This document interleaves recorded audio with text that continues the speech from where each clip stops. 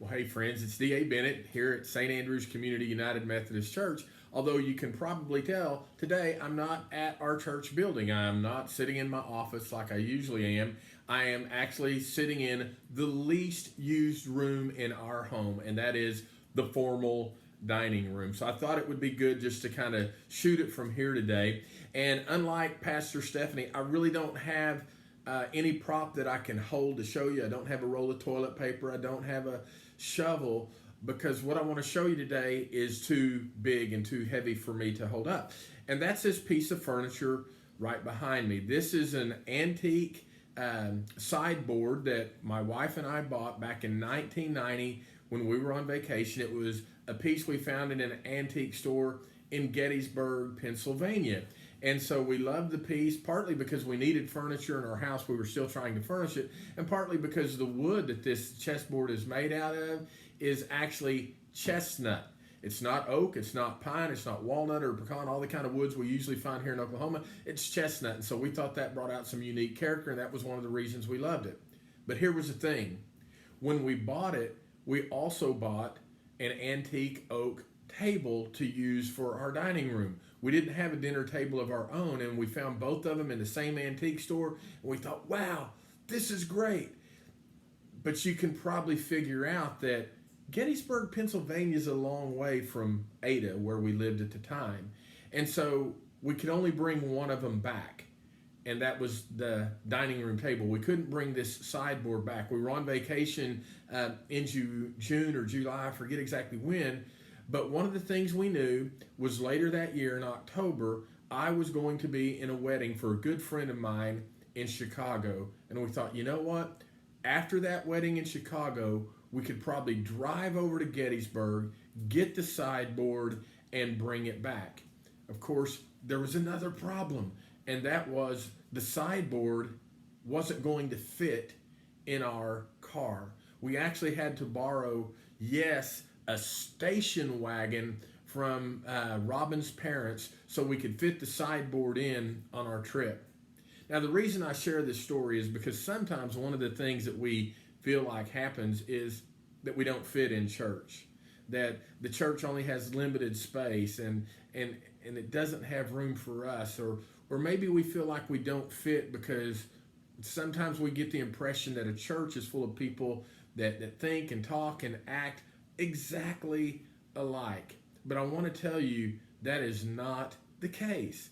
I mean, think back to the disciples that followed after Jesus. One of the things that we know is some of them were fishermen, and some of the 12, well, at least one of the 12 was a tax collector. Now, trust me when I tell you, those were two very different groups of people. The fishermen, hardworking, blue-collar people trying to scratch out a life as best they could. Tax collectors, well, honestly, they weren't always an honest group of people. They would cheat people out of money so that they could have wealth of their own. So you had these white-collar criminals and these hardworking blue-collar people right there together as followers of Jesus. So if you think that you have to be in a certain kind of socioeconomic class, that's not how the church operates. But then throw into the fact that among the 12 was actually another disciple called Simon the Zealot. Now, the Zealots were actually a very zealous political group. They wanted to storm against the Romans. That's what they were hoping the Messiah would do. But let's just say that the Zealots were a very different political group than some of the other disciples were. You see, from its inception, the church has been a group of people that are filled with a lot of diversity. And if you're asking yourself, well, okay, so maybe I'm a little different. Maybe I don't buy my clothes where other people buy their clothes, or I don't drive the same kind of car. Do I still fit in the church? And if I do, what's my role? Great question.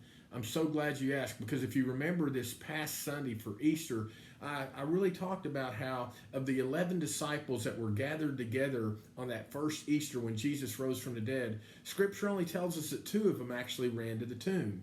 And I asked the question, why do you think the other 9 stayed behind? Now, again, we could only speculate, and the reasons we might come up with are reasons that we ourselves might use. One of those reasons, maybe I I just didn't fit. Maybe because I was a tax collector and I was dishonest, people would think, well, nobody will believe me if I say Jesus rose from the dead. But that's the thing. Jesus has purpose for all of us. All of us fit in his church, and all of us are given the same charge. You see, when the disciples first met Jesus, the invitation was simple. Come and follow. Come and follow me. And then before the end of Jesus' life, he gives us all the same commission. Go and tell. Friends, I just wonder if there's an opportunity this week that God would have for you, that you could actually tell somebody about the resurrection. Maybe it could start with something simple as a question of, what did you do for Easter? And people could tell you, well, we sat at home and watched TV and tried to stay warm in that cold wind. And maybe that's when you can say, I started my day off by going to church, except I couldn't go to church. I had to sit at home and watch it on my phone, or watch it on my computer, or on our smart television. And that might open up the opportunity for you to share why you think Easter is so important, because it is a day that we celebrate that Jesus is risen from the dead. I hope that today you're doing well. I look forward to seeing you all again soon. Cannot wait, friends. I cannot wait until we as the people of God are able to gather together in public worship once more. So be blessed today. See you soon. God bless.